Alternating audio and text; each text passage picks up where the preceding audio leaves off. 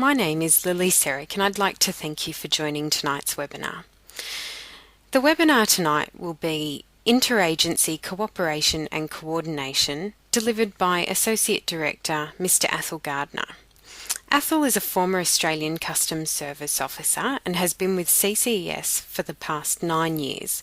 During his 32 years of service with Australian Customs, Athol held a number of operational and management positions which were based upon or included interaction with other border control, enforcement or intelligence agencies. Since joining CCES, Athol has continued to work closely with a number of domestic and international agencies engaged with the delivery of customs and other border control related responsibilities.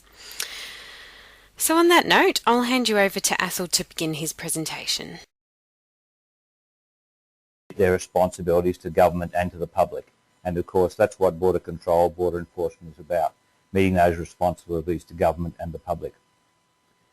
We'll look at some international standards and some possible approaches to cooperative activity within the global customs role. And finally, we'll discuss an example of some strategies and techniques used to achieve cooperative success in a particular border environment. And the country we're going to look at there is Cambodia, a country where I've been honoured and delighted to be able to do some work. Basically, border control is about the regulation of the international movement of people and goods. And that's applying quite a broad definition of a term goods. So we include modes of transport, electronic communication and commerce, financial transactions, etc. But basically that's what it's about. Border control is about anything that crosses the border, no matter what form it crosses it in. Most of that's going to be made up of people and goods primarily. Now, individuals and organised groups, including transnational criminal groups, will continue to try to exploit any and all areas of this international movement of people and goods. That's what their business is all about. They'll try to use those movements of people and goods to meet their criminal aims. And basically their aims are about monetary gain, about profit. So anywhere they can find a weakness within those systems, they'll try and use that weakness to facilitate the movement of whatever it is that they're forms their business, forms their profit. Now, the ongoing globalisation of trade and travel has had a significant impact upon the role and responsibilities and the methods of operation and procedural requirements of the border control agencies. Because of the way that travel and trade's developed, these responsibilities have become more complex and the public have become more attentive to border control agency performance. Because there's been more of a requirement, more of an expectation that goods and people will move quickly, move without undue impediment, there's been more attention paid to that by government and by the public. This is particularly so in the way it relates to the balance between effective border controls and the need to facilitate the legitimate movement of goods and people. The government and the public expect that border control agencies will maintain proper border controls, proper border enforcement, but they don't want to have that done in a way that unnecessarily impedes legitimate trade and impedes legitimate travel. Now, it's common for a number of border agencies to have similar or sometimes even overlapping responsibilities. Customs, quarantine, immigration, health, often national police, agriculture, transport, and many others may have a border presence in one form or another. And there's potential, of course, for that border presence, those border responsibilities to overlap, to complicate clearance procedures and to delay the movement of goods and people. So a particular requirement there is that there's a need for agencies to work together effectively, cooperating and coordinating their activities at all levels, the domestic level, the international level and the regional level. If they can't do that, then they can't apply proper border enforcement, proper border controls, and they most certainly cannot provide the facilitation of legitimate trade. Now, the World Customs Organization, which is the primary body, of course, governing the way customs administrations operate throughout the world, the World Customs Organization has recognized the need for this cooperative activity, and they have ensured that such activity is supported by the standards and guidelines of the Revised Code of Convention. Now, the Revised Code of Convention, or to give it its full name, the Convention on the Simplification and Harmonisation of Customs Procedures, the revised Kyoto Convention is recognised as the blueprint for customs modernisation and reform, or the plan for customs modernisation and reform. And this forms the basis of the World Customs Organisation Capacity Building Program. This is a huge program, and it's designed to deal with those issues I mentioned. The issues of proper border enforcement, proper border controls, but proper border controls that are applied, administered, directed within an environment that facilitates the legitimate movement of people, the legitimate movement of goods. Now, importantly, the World Trade Organization recognises the Convention, the revised Kyoto Convention, as representing international best practice in relation to international trade.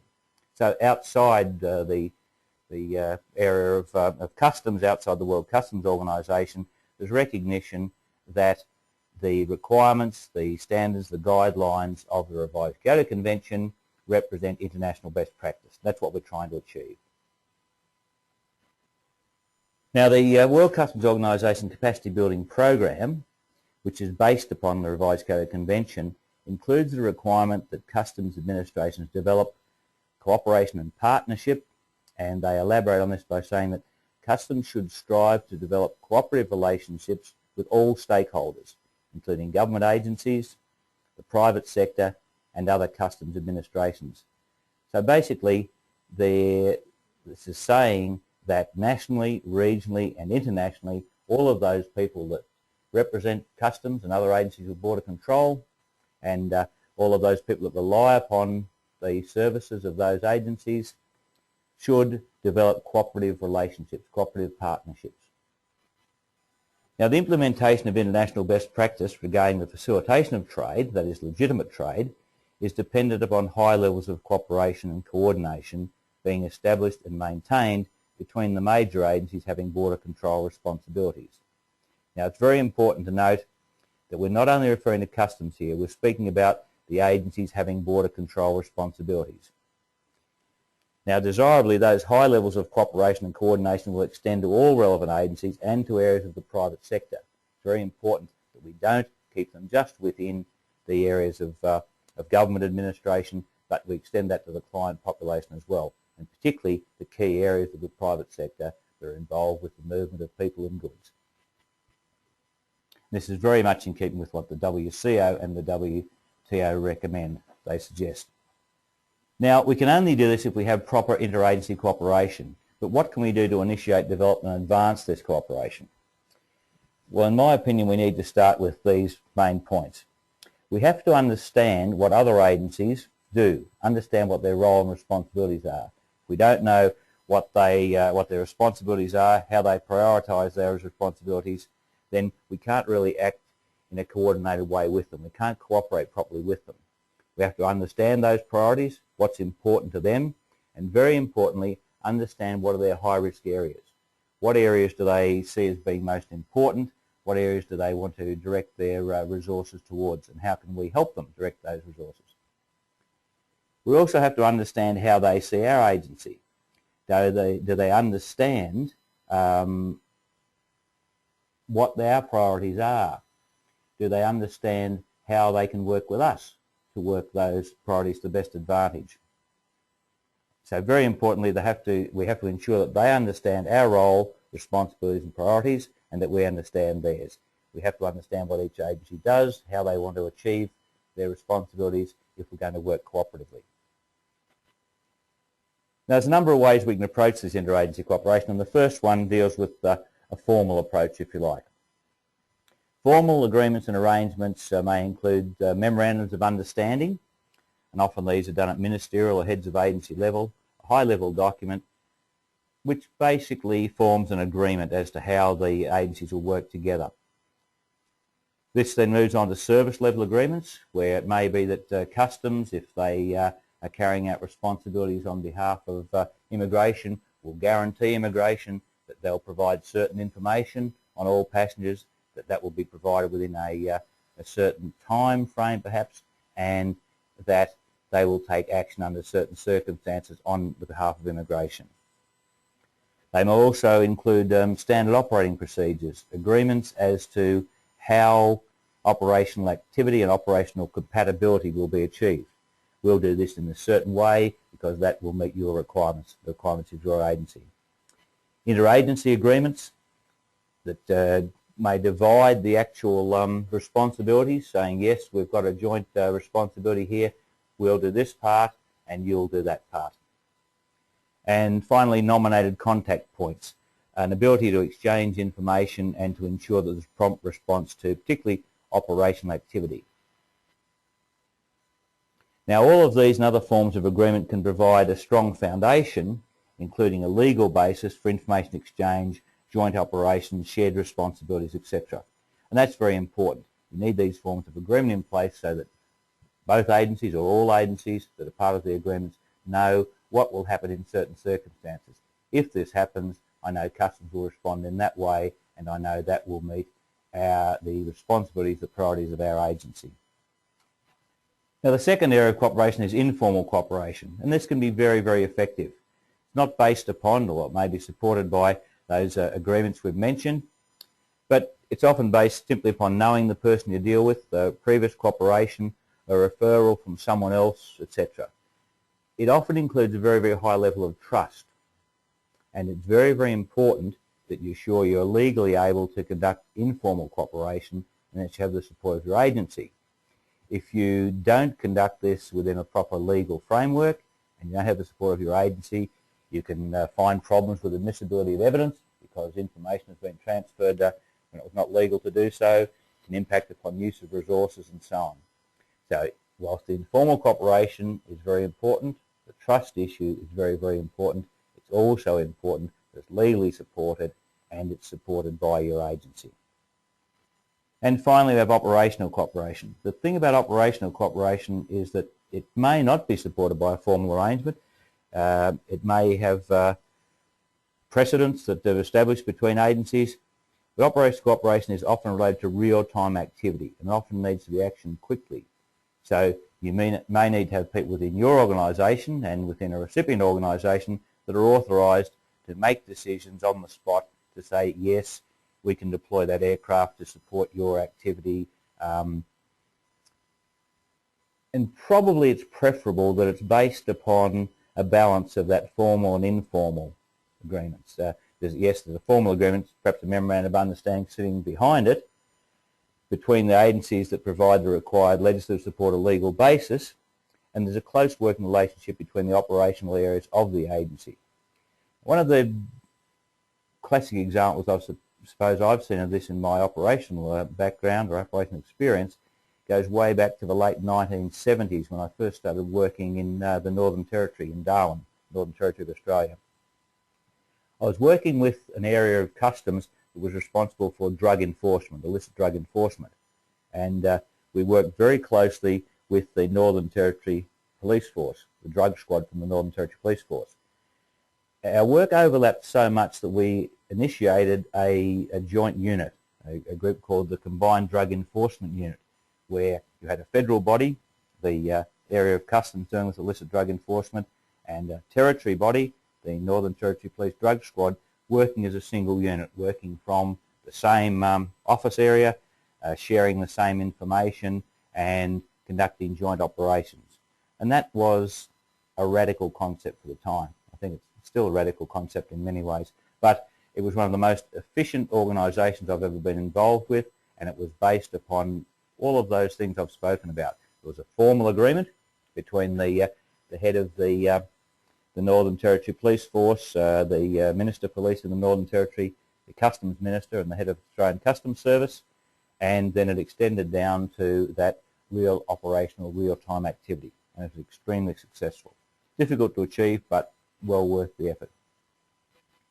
Now, I've spoken about achievement there, and I suppose I should mention the benefits of cooperation. These include, but they're not restricted to, the sharing of intelligence information, and that is very important. Information and intelligence is not of any benefit unless you can get it out there into the operational environment. Have to make sure it's used. It certainly includes the more efficient use of resources, and a classic example you'll often see with this is where you have customs, immigration, quarantine, working with Defence Force using some of the Defence Force resources, aircraft, vessels and so on, to meet their responsibilities. Another important area of it is the transfer of skills and knowledge. If you're going to assist, say, immigration in the field, the customs officer is going to assist immigration or assist quarantine, then they have to know enough about how quarantine, how immigration carry out their responsibilities to be able to do that effectively, and vice versa. Immigration and quarantine need to know about customs.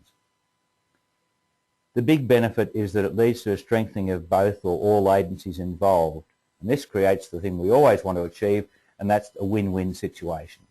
The classic situation where everyone involved benefits. Well, not everyone actually. The operational activity or cooperation activity should very much be aimed at making sure that the participating parties benefit and that all participating parties benefit, but the ones that don't benefit are the criminals, the smugglers. We don't mind them losing. That's what we're there to do, and if we can reach the situation where the good guys win and the bad guys lose, then that's what we want to achieve. We want to achieve that win-win situation. So interagency cooperation and coordination, if properly implemented, facilitates more efficient and effective agency operations. This benefits the officers of the agency or the agencies, the clients of the agencies themselves, and most importantly, it benefits the people that you're working for, the citizens of your country, and that's what border control is all about. It's not there to benefit the agencies that are involved, it's there to benefit the country and to benefit the citizens of the country. It's what our responsibilities are aimed at. So how do we actually achieve this cooperation? The adoption or implementation may be progressive, that is, you may start off with the legislation or policy, move along the guidelines and staged implementation. The important thing is that you have a clear aim of what you're trying to achieve and that all parties work towards that same aim. So you may start with legislation, that may be enough to get the ball rolling, then work through till you're actually able to implement things on the ground. You need to make sure that the basic elements are legally supported. If you need to change domestic laws, then do so. Remember, there are a lot of international laws and conventions supporting you. Your country does not have to be a signatory to a particular treaty or convention to be guided by that treaty or convention, and you can use this as an argument to support legislative change if it's necessary to do so. You can cite this as well about best practice. You don't have to be a signatory to that convention or that treaty. It's important that you maintain flexibility where it's possible to do so to ensure that the needs of all participating agencies are met. Remember that you're aiming to ensure that the responsibility of all participating agencies are met. It's no good strengthening customs controls if this erodes quarantine or immigration requirements, or if it's unnecessarily delays the legitimate trade and travel, as to benefit all the agencies involved, as also to benefit the users of those agency services, the travellers and the legitimate tradespeople. An example I mentioned and I'd like to cite is that of Cambodia. Myself and a number of other people here in the centre started working with Cambodia back in 2006.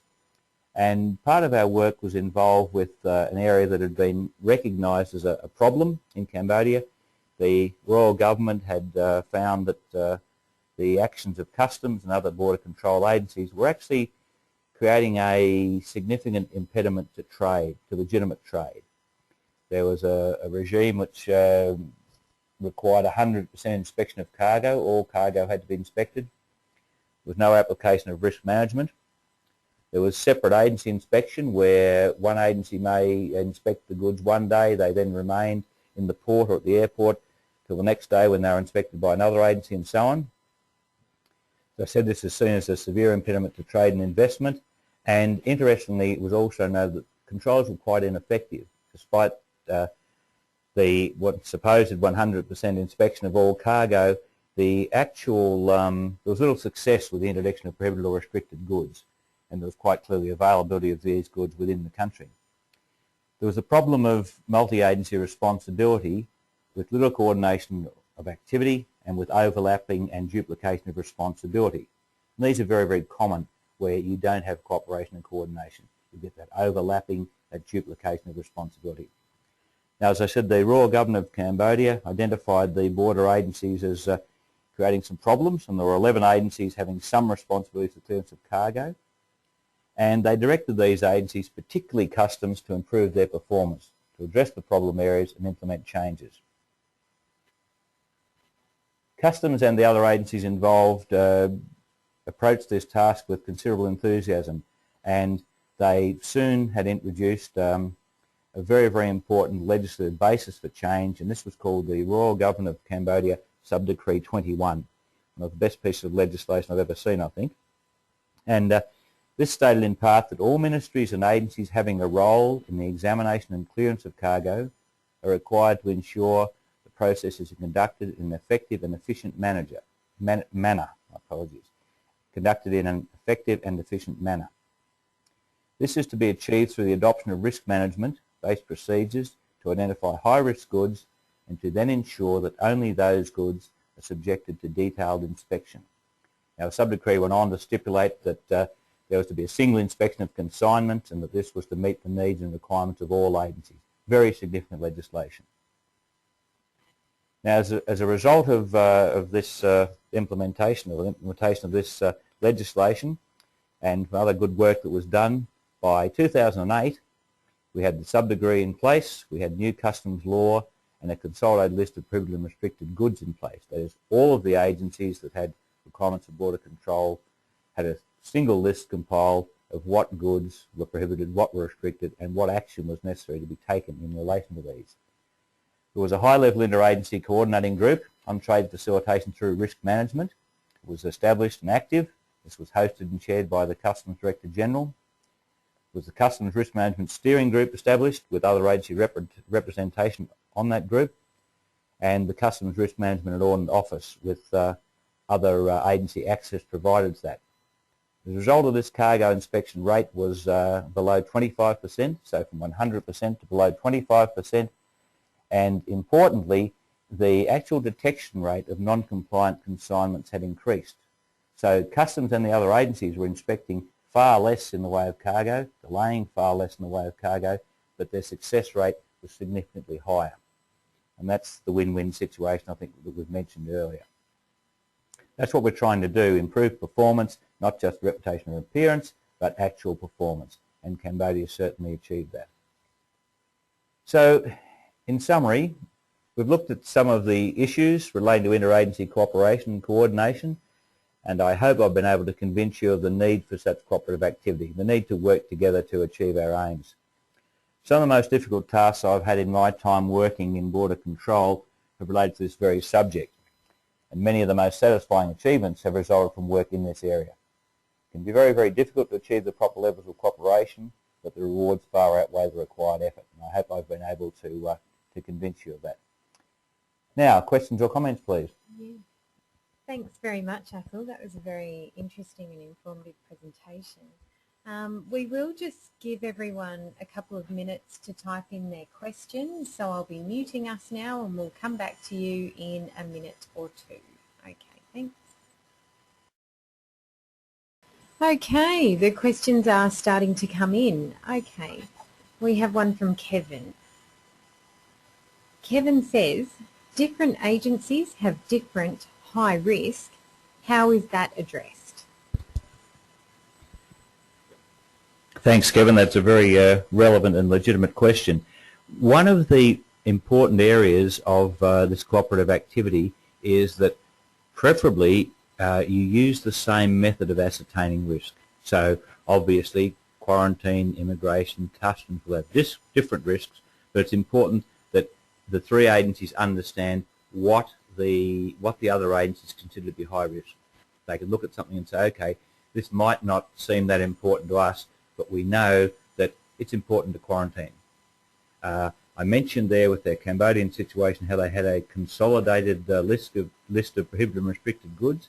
So that told everyone that was involved in any form of border clearance, okay, this particular commodity, this particular substance is considered to be high risk by customs, by immigration, by quarantine, so we accept their rating and we deal with that accordingly. So if quarantine says this is high risk, customs then treat that as a high risk commodity, a high risk consignment or whatever. Now that might mean that they refer it to quarantine for a decision on clearance or a decision on further action. The important thing is that everyone agrees if and can be or would normally be part of the formal agreements. If this agency says that's high risk to them, then we treat it as high risk to us. We deal with it as though it's something we accept as being a high risk commodity or a high risk consignment. Okay. Thanks, Athol. I will just sort through the questions. I'll mute us for just a moment and get back to you in a minute. Okay, we do have another question, again from Kevin. The risk management you mentioned is based upon cargo and goods description. What about based upon importers and people? Yes, Kevin, most certainly. Risk management, or the assessment of the level of risk, is based upon whatever information we have available and whatever information we can obtain. Most certainly that would consider such things as an importer's past performance, the customs agent or customs broker's past performance. Are they considered to be compliant? If they're considered to be usually compliant, then that'll be considered as part of the overall risk assessment for that consignment. In the case of passengers, the same thing. Do we know anything about this person or these people, this group of people? That'll be considered as part of the risk assessment process. Okay, thanks, Athol. I think we do have time for just one more question. Just bear with me a minute, guys. Okay, thanks, guys. I will read a comment that we have from Kevin. He seems to be quite active tonight, which is good. Okay, his comment is, the designated search officers must have the capability to act on behalf of all agencies, i.e. identify drugs, counterfeit goods, etc. There must be an effective program of training. And yes, that's right, Kevin. Yes, that's essential, Kevin. We mentioned back at the benefits of cooperation. One of the benefits of that is a transfer of skills and knowledge, and often this can be based upon levels, if you like. I mean, a customs officer can look at a duck and say that's a duck, but they can't look at a duck and say that's a duck that's free of disease. So you probably have agreements that say, okay, customs will identify goods, but then perhaps need to refer them to the agency that has the primary responsibility. And you can have an agreement in place that just says customs will identify these goods, and when they find that they're present, or if they're present in this particular state, or they're present in this state, or they come from that country of origin, then they'll be referred to the agency that has the primary responsibility. But you're precisely correct there, saying there has to be a proper training, and that has to be cross-agency training if this is going to be effective. Okay, thanks, Athol. We will have one more question. Okay, the last question for tonight, and then I'm afraid we will have to wrap it up there. The last question is, if there is a need for your agency to work cooperatively with another agency, but that other agency will not do so, what can you do about it? I think the key point is here that you have to do whatever's necessary. If it means going to government and saying we need this in place to provide proper border controls, then you need to do that. The point here is that this can't be optional for agencies. You have to work together, you have to work cooperatively. If that means that the government has to say to an agency, okay, either you do this or we'll move your responsibilities elsewhere, well, they have to say to the head of an agency, either you comply with this or you'll no longer be the head of the agency, then that's what has to be done. The situation I quoted from Cambodia before, the changes implemented by government there were very, very significant. I mean, the government strongly supported change, the agency strongly supported change, but the steps that were taken were, as I say, extremely significant, expensive, complex, but everyone recognised and agreed had to be done, and they went ahead and implemented those changes. Now, had any of the agencies resisted those changes, then they would have been either directed, I'm sure, to comply, or they would have had their responsibilities removed from them and given to some agency that would meet the government's requirements. So yes, it can be difficult to achieve, but it's essential, and you just have to do whatever's necessary to achieve it. And that's why government support is very, very necessary. That's great. Thanks, Thanks so much, Athol. That was a great presentation. I certainly found it interesting. I will just wrap it up there, guys, because we are running out of time now. I will just let you know about your training needs. We do offer a range of postgraduate units within our graduate certificate, graduate diploma and master's programs that cover in detail the importance of interagency cooperation and coordination. This topic is also covered off in detail in our non-award vocational training courses, specifically our Senior Management Development Training Program and the Operational Management Development Program. These courses are available all year round and are tailored to suit the needs of your administration. And our postgraduate courses are available in semester 1 from February and semester 2 from July, August. And the vocational courses are available to both government agencies and private industry. If your organisation is interested in a tailored course, then please send me an email with your inquiry so that we can start discussions. Alternatively, if you are interested in accredited postgraduate training, again, please send me an email and I'll send you all of the information you require. That's it from us, guys. Thanks again for attending our webinar tonight. I hope you can all join us again for our next free webinar and our last webinar for 2012. That will be the Year in Review, an International Customs Perspective. That'll be held on Wednesday, the 12th of December from 6 p.m. Australian Eastern Daylight Savings Time, which I believe is GMT plus 10. And that'll be presented by our CEO, Professor David Widdowson. Thanks again, and please also take the time to complete the online survey that I'll be sending you tomorrow, as we do very strongly value your opinion. Thanks again, guys. Have a great day. Bye.